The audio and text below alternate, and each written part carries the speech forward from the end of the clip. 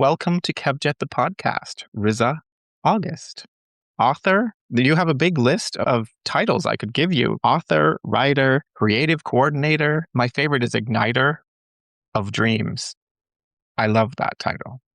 I wish I could have that title. Well, thank you, Kevjet. I'm so grateful to be here. You have the coolest people on your show, and here little old me gets the opportunity to connect and be a part of your show. And second of all, what I love about you and your guests, it seems like you have been friends with your guests forever. Like it just seems like two good friends sitting down and like you've known each other for a long time. And I just love that. I love that about your show. So thank you so much for having me here.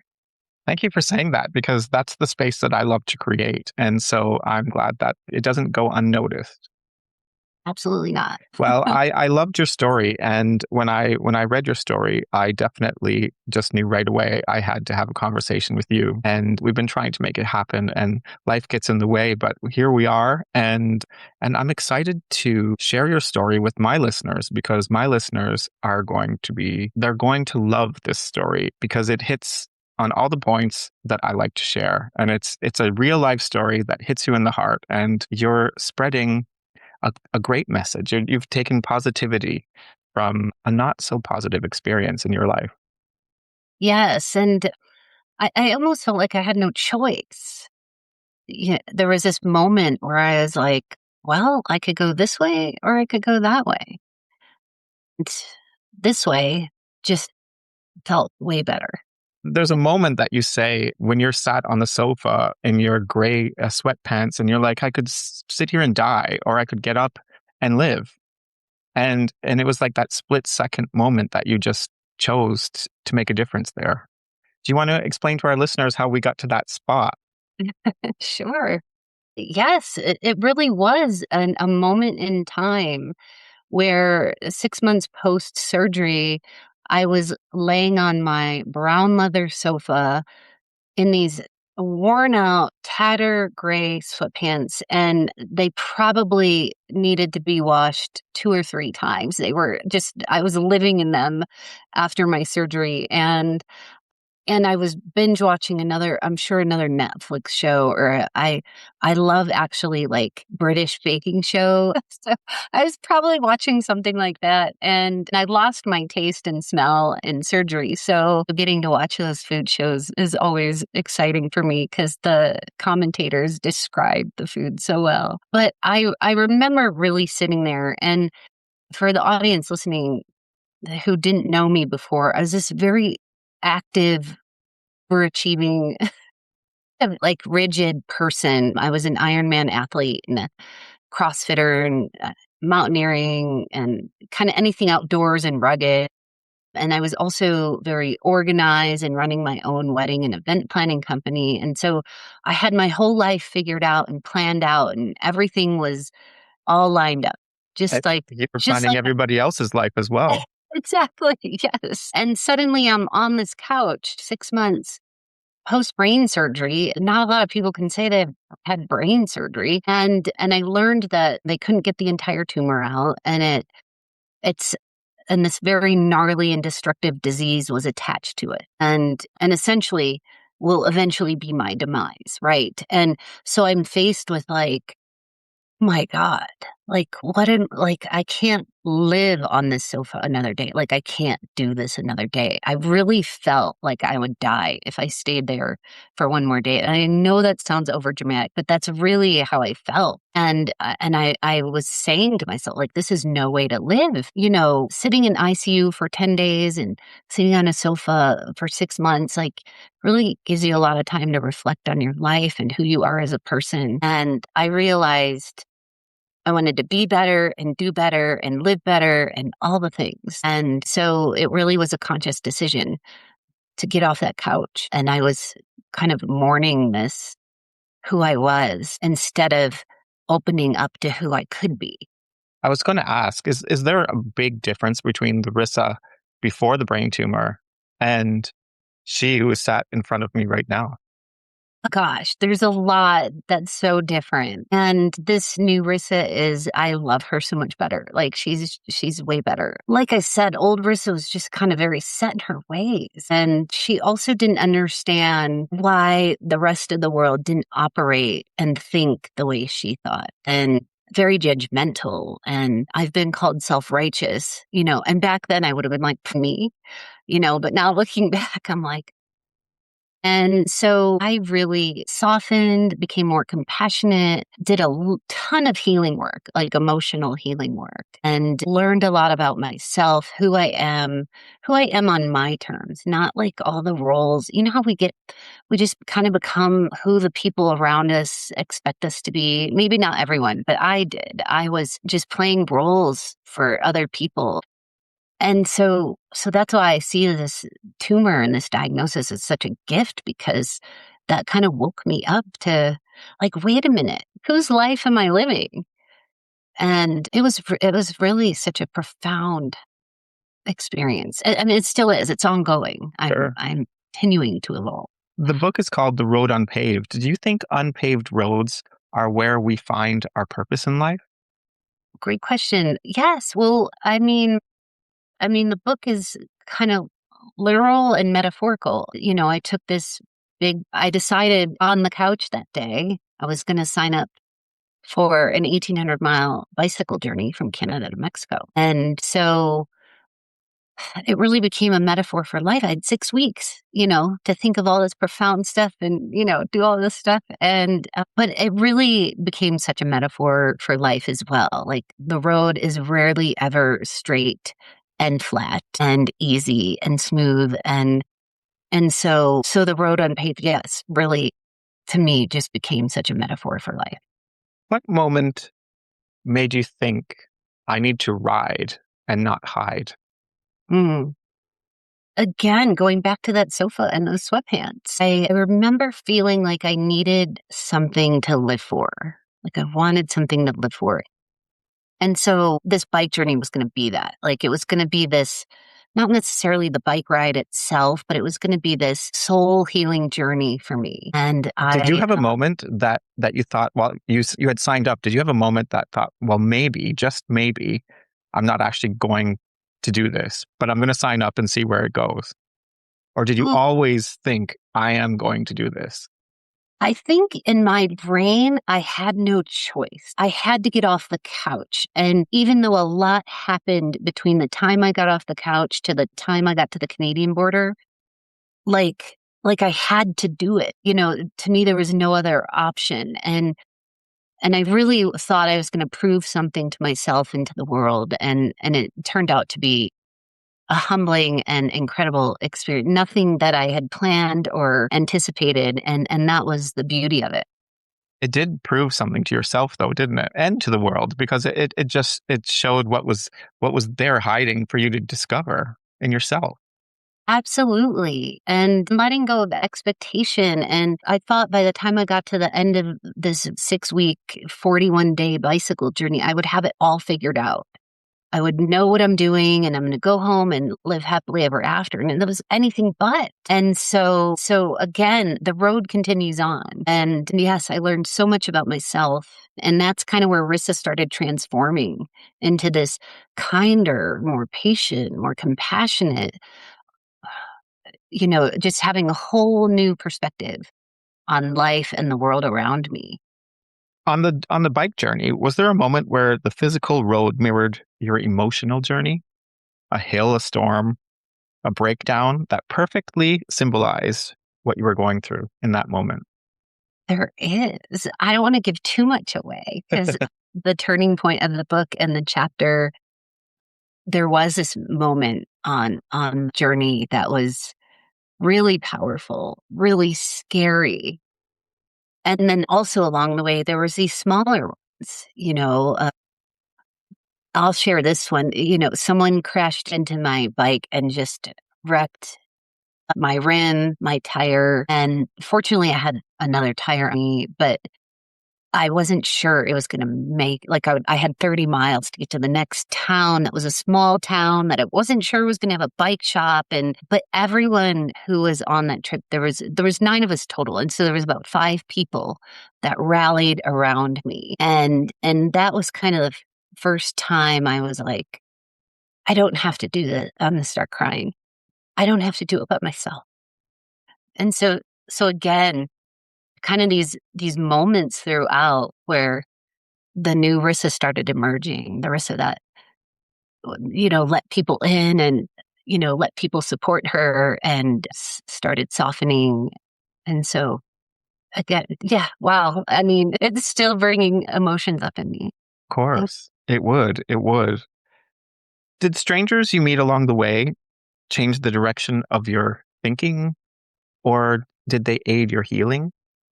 Oh my gosh. Yes. Strangers, and then the people on the other 9 people on the bike trip, they were strangers when we first met, and I remember judging a lot of them before I started the trip, and one of my actual nemesis like, before I started the trip, I call him my nemesis. He turned out to be one of my closest, dearest friends, and just meeting other people along the way.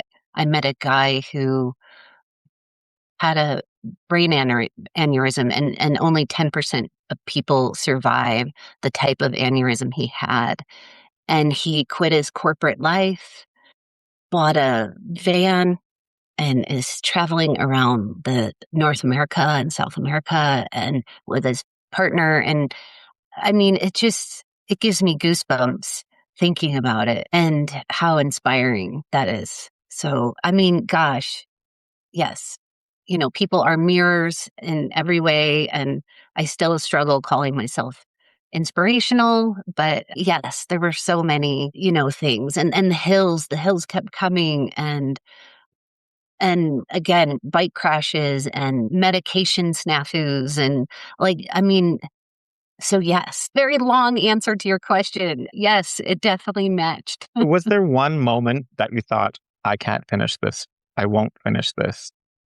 Yes, I think it was day 5. I was like, "I can't get up and do another 70-mile day. I just can't." Like, I didn't my body I would go to bed at night, my body would just throb, and I just was like, "I can't get." I didn't wanna get out of my sleeping bag.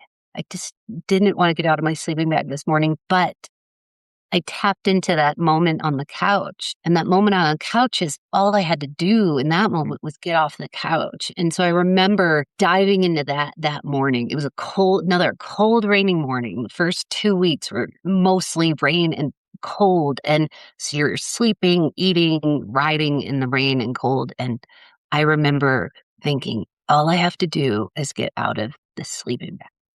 And then I just took it step by step. And then the next thing I knew, I was back in the saddle and I was doing it. When we turn our life into art, are we healing or are we reopening wounds in order to understand them?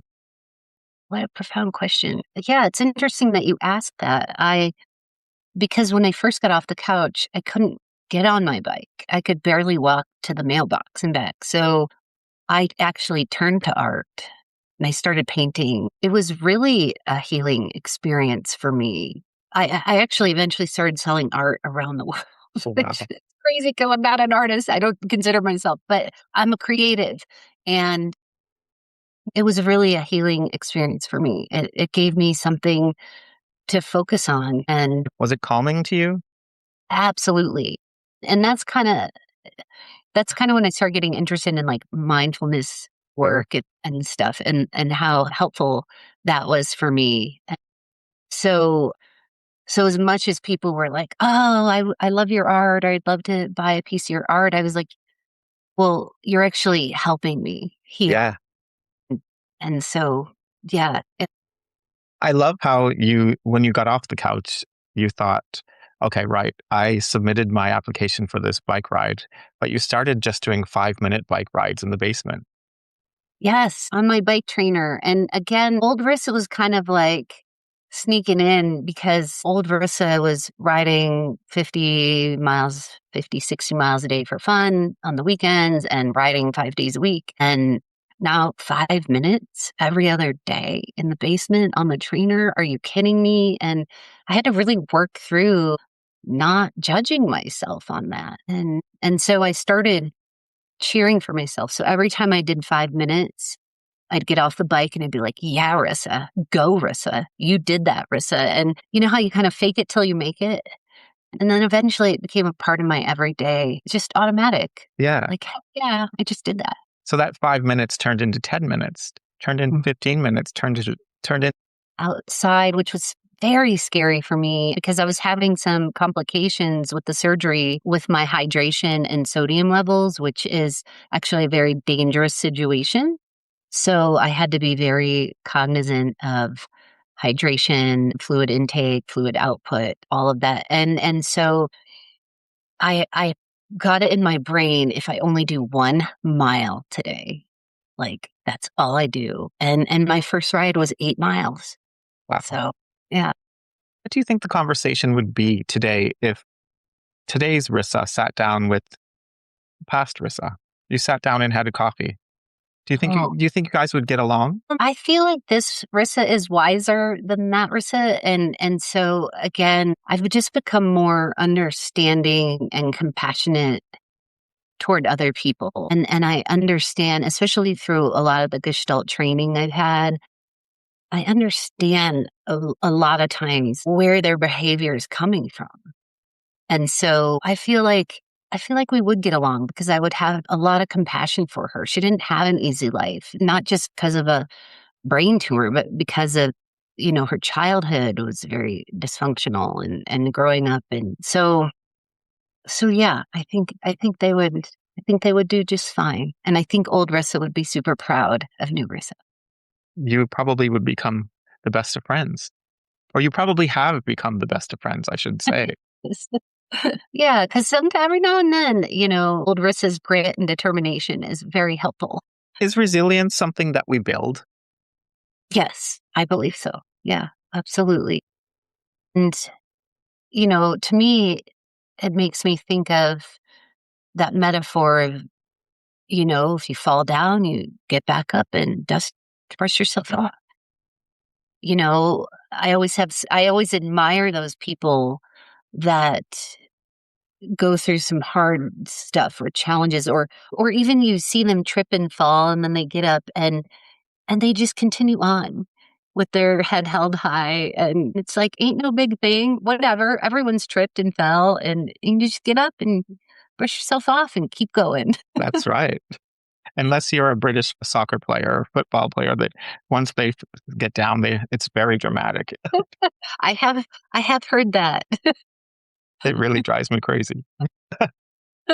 They need to take some classes with you.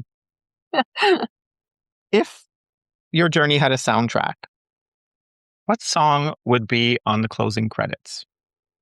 Another great question. My goodness. I love music, and it's always interesting because when people say, "Well, what's your favorite kind of music?" I don't. I have such a vast, interest in all kinds of genres in music, and so that's really a tough one because I feel like my music changes with my mood, sometimes changes with the phase I'm at in my life. I remember I was in 80s, like grew up in the 80s, and I hated 80s music for a long time.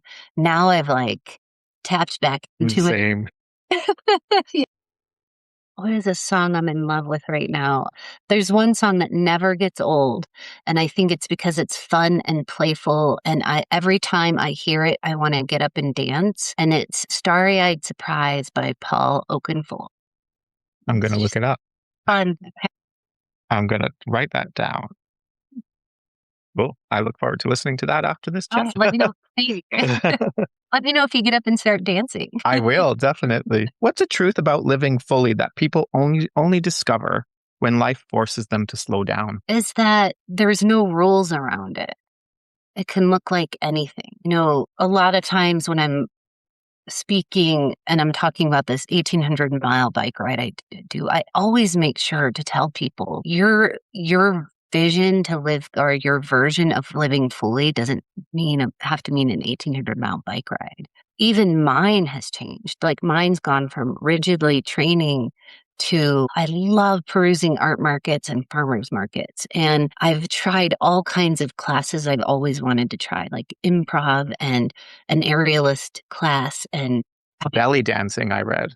belly dancing and Bollywood dance and indoor skydiving. Like I've just tried it all. Like, and to me, it doesn't have to be these big, hard, challenging things. It could be everyday things. It could be something you always wanted to try. It could be a cooking class. It could be a walking group, I mean, and so again, when you step into living fully, it's on your terms. Mhm. You get to decide what that looks like. I love that.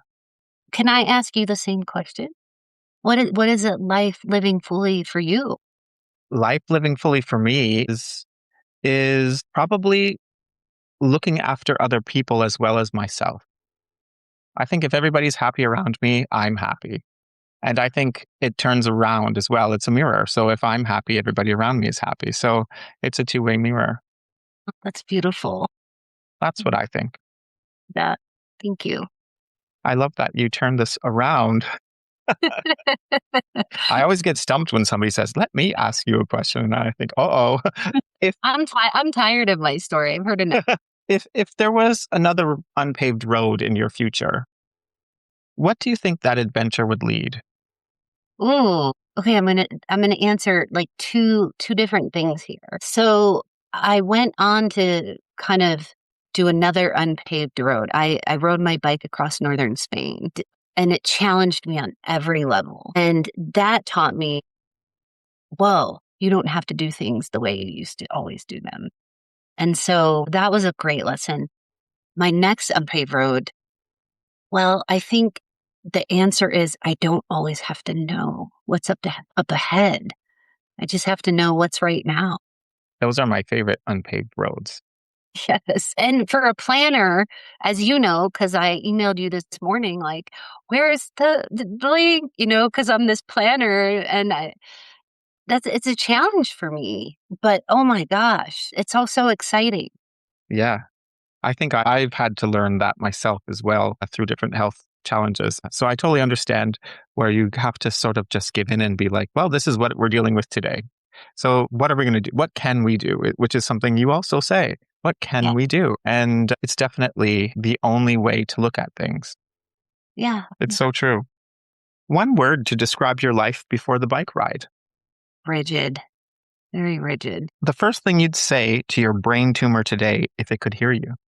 Oh my gosh. Well, for the listeners who don't know, I named my tumor Bubba, and he and I have dialogue throughout my book. So I know he hears me. What would I say to him today? I would say, we got this. That wasn't always a we. Yeah, I love Yeah. that.